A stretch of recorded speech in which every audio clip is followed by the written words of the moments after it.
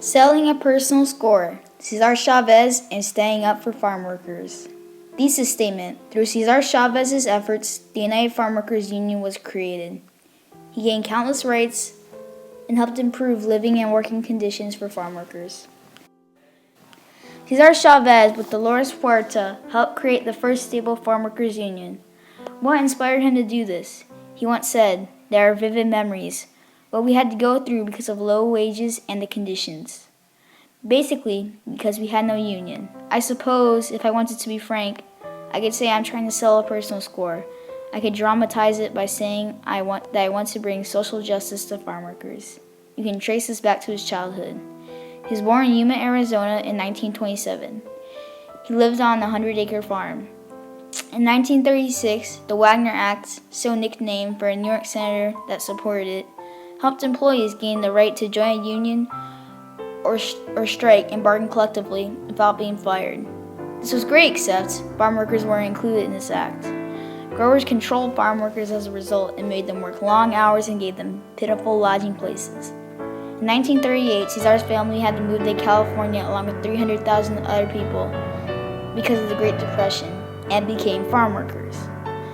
In Cesar's family's case, they moved because of dishonest deal with their neighbor. In 1942, Cesar Chavez quit school after 8th grade to work as a farm worker. Also in 1942, the Bracero program was started to bring Mexicans into America to work as farm workers. In 1944, Cesar refused to sit in the Mexican section of a movie theater because he was challenging discrimination and was in custody for an hour. In 1946, he joined the Navy, where he was stationed in the Pacific. He called it the 2 worst years of my life. In 1948, he returned to California and married Helen Fabella. They would go on to have 8 children together. He worked in a lumbering yard. In 1952, while working as a farm worker, he met Fred Ross. Ross founded the Community Service Organization, which helped Mexican Americans in California. During the 50s, he also met Donald McDowell, a priest from San Jose who introduced Cesar to the reigns of St. Francis of Assisi and Mahatma Gandhi, which he later put into action with his nonviolent negotiating tactics.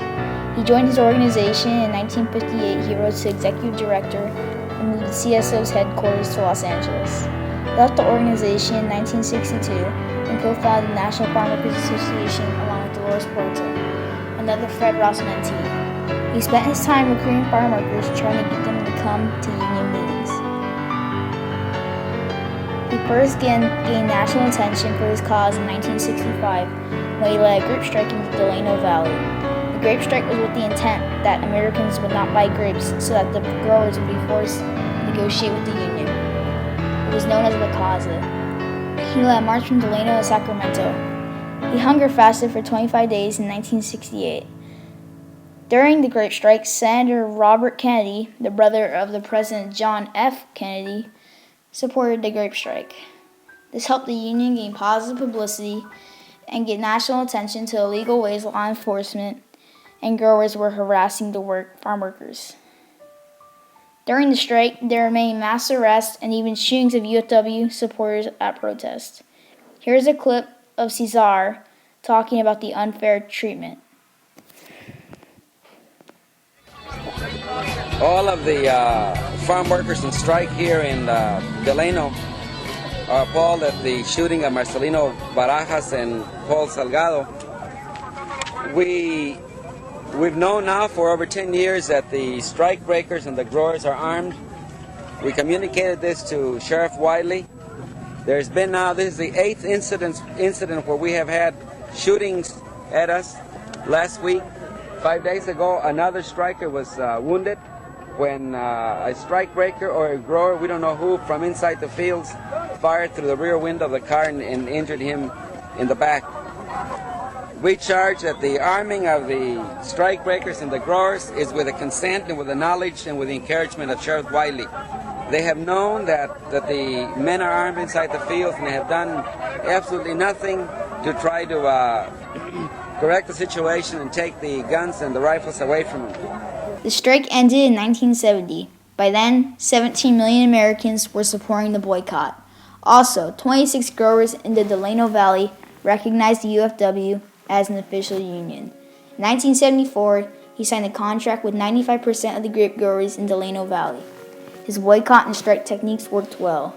In 1975, the California Labor Relations Act was passed. It was the first law to protect the rights of organizations of farm workers. In the late 70s and early 80s, he spent most of his time fighting the International Brotherhood of Teamsters, a rival union who signed contracts with 26 growers. The resulting violence was terrifying, resulting in the death of multiple farm workers.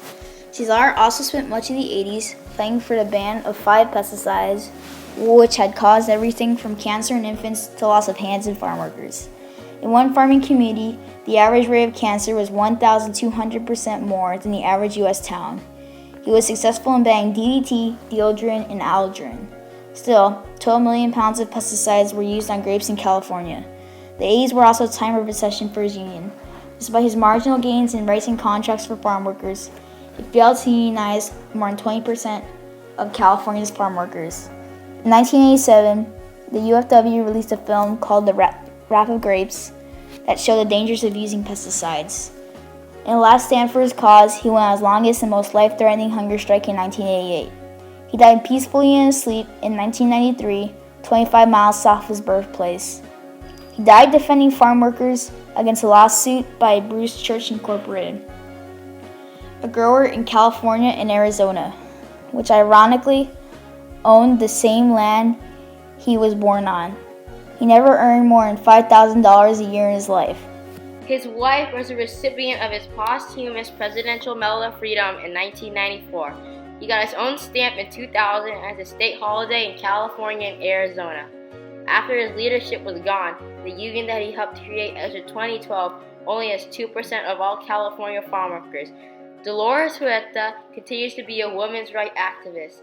Cesar Chavez is still remembered in California through murals and people's memories himself. In 2014, a movie came out about the life and times of Cesar Chavez. The UFW and Cesar Chavez changed farm workers' rights in the hope that 1.5 million members of the United States will be recognized as equal workers.